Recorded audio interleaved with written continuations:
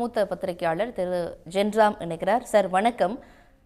பிரதமர் மோடி இன்றைய தினம் தமிழ்நாட்டுக்கு வர நிலையில முதலமைச்சர் மு.க.ஸ்டாலின் பல்வேறு கேள்விகளை எழுப்பியிருக்கிறாரு. நிதி, கீழடி உள்ளிட்ட பல்வேறு விவகாரங்கள் குறித்து தமிழ்நாட்டு மக்களுக்கு தமிழ்நாட்டுக்கு தர வேண்டிய நிதியோ அங்கீகாரமோ ஒன்றிய அரசு தராத விஷயங்கள் குறித்தெல்லாம் அவர் கேள்வி எழுப்பியிருக்கிறாரு.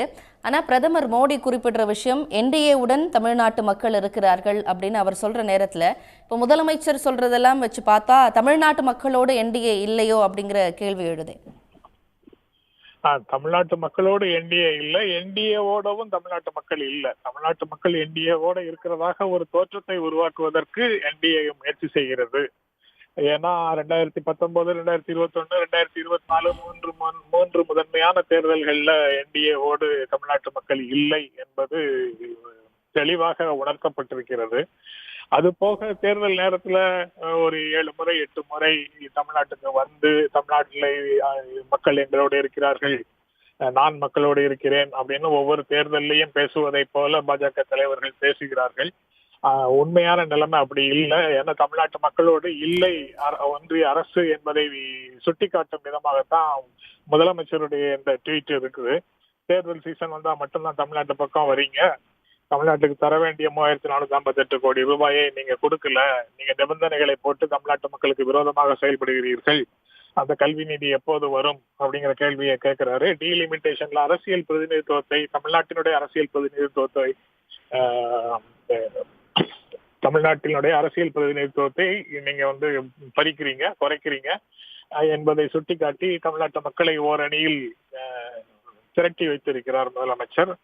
அதுக்கப்புறம் ஆளுநர் பாஜகவினுடைய முகவர் போல, ஒன்றிய அரசினுடைய பிரதிநிதி போல செயல்படுவதை தாண்டி இப்ப பாஜகவின் முகவர் போல செயல்படுகிறார் என்பதையும் திமுக சுட்டிக்காட்டுகிறது. முதலமைச்சருடைய அந்த ட்வீட் சுட்டிக்காட்டுகிறது.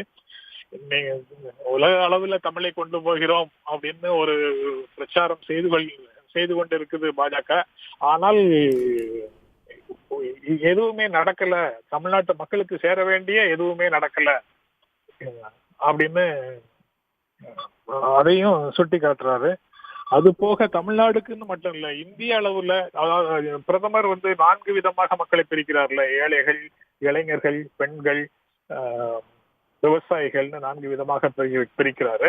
அதுல விவசாயிகள், ஏழைகள், பெண்கள் இவங்க எல்லாரையுமே பாதிக்கக்கூடிய வகையில இருக்கக்கூடிய செயல்தான் தேசிய ஊரக மகாத்மா காந்தி தேசிய ஊரக வேலை உறுதி திட்டத்தை நிறுத்திட்டு வேறு ஒரு வேலை வாய்ப்பு திட்டத்தை கொண்டு வந்திருக்கிறது. அதையும் அவர் சுட்டி காட்டுறாரு. அதுக்கப்புறம் மதுரை எய்ம்ஸ் 10 ஆண்டுகளாக செயல்படுத்தாமல் இருக்கிறது அப்படிங்கிறதையும் சுட்டி, எப்படி வரிசையாக ஓசூர் விமான நிலையத்துக்கு பெர்மிஷன் இல்ல, மெட்ரோ ப்ராஜெக்ட்ஸுக்கு அனுமதி இல்ல அப்படின்னு பல்வேறு விஷயங்களை, தமிழ்நாட்டு மக்களுடைய கோரிக்கைகள் எதுவுமே நிறைவேற்றாமல் தேர்தல் நேரத்துல மட்டும் எல்லா விஷயங்களையும் ஒருங்கிணைத்து கையை உயர்த்தி பேசிட்டு போயிட்டா அது எப்படி சரியாக இருக்கும் அப்படிங்கிற விஷயத்த முதலமைச்சர் அந்த ட்வீட் மூலமாக முன்வைக்கிறார். அது ரொம்ப முக்கியமானது ஒரு செய்தியாகத்தான் இன்றைய தேதியில பார்க்கப்பட வேண்டும், பார்க்கப்படும் அப்படின்னு நினைக்கிறேன். ஏன்னா அவங்க இன்று சாயங்காலம் என்ன செய்ய போறாங்க அப்படிங்கிறதுக்கு நேர் மாறாக இந்த கோரிக்கைகள் இருக்கு. இந்த பிரச்சனைகள் எல்லாவற்றிலும் அவர்கள் எடுத்த நிலைப்பாடு என்பது தமிழ்நாட்டு மக்களுடைய நலன்களுக்கு விரோதமாக இருக்கிறது என்பதை அவங்க தெளிவாக சுட்டி காட்டிருக்காங்க இந்த ட்வீட் மூலம். நிச்சயமா சார், உங்களுடைய கருத்து பகிர்வுக்கு மிக்க நன்றி. திரு பிரியன், உங்கள் கருத்துக்களுக்கு மிக்க நன்றி. உடனுக்குடன் செய்திகளை தெரிந்து கொள்ள சன் நியூஸ் பெல் ஐகானை கிளிக் பண்ணுங்க.